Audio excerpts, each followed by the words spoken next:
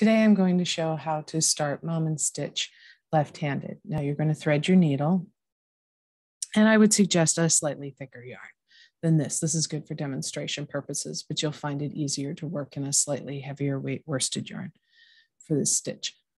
So I start with the thread between my thumb and forefinger with the tail pointing towards my little fingers and the working thread falling towards me. I'm going to wrap down and around and back up around my thumb. And it doesn't matter whether the threads cross or lay parallel at this point. It mostly cross is fine. I'm going to touch the tip of my thumb with my needle, and I'm going to slide along my thumb underneath those two threads around my thumb. Pinch. And I'm going to set my needle perpendicular to my thumb, basically underneath my cuticle here. I'm going to drop the thumb loop off my thumb, reset it so that my needle is right under that cuticle, because that's where I want the new loop to form. I'm going to form a new loop when I pull this, and I want it to follow. It's going to follow where my needle is. So I want it to form around my thumb like so. I'm pinching with the full digit of my pointer finger here.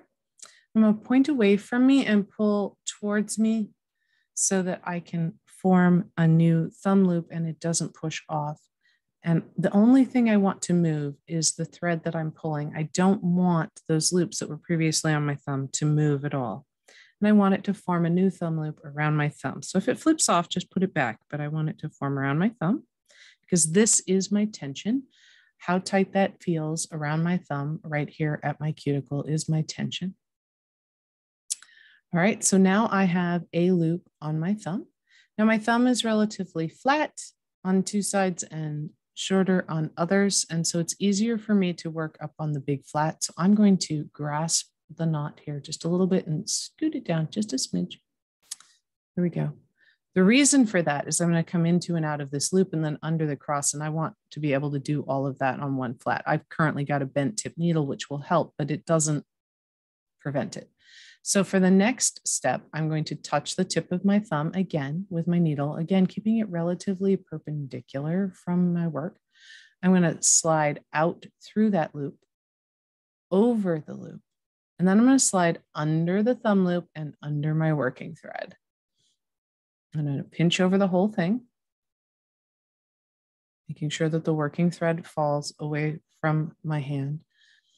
And I'm going to drop the thumb loop off of my thumb, point away from me, and pull to form a new thumb loop.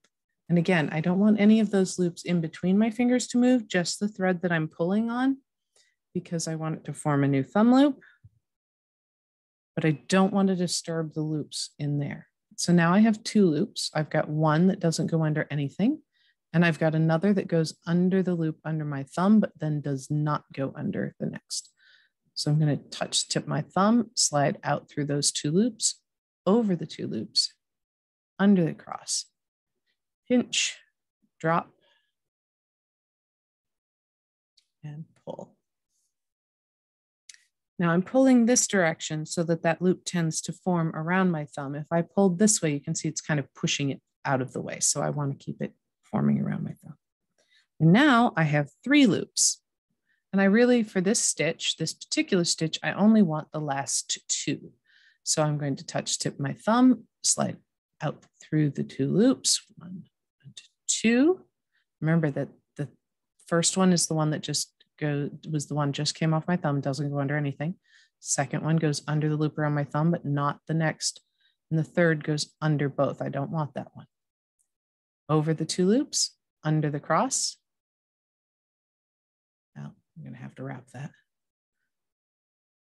Pinch, drop, and notice it's trying to slide off the tip of my thumb. So I'm going to settle that back down so that it's once again underneath my cuticle and pull. You just keep repeating this to make a row. And the next step after that is going to involve either pivoting or making it into a circle or any number of other things. But again, it's just touch tip of your thumb, slide out through the last two loops, over those two loops, under the cross, pinch, drop, pull. That is the basic stitch of Mammen and Korgen and Müsen, because all three of them, they only differ in how they connect to the previous row. Look a little nicer in a thicker yarn.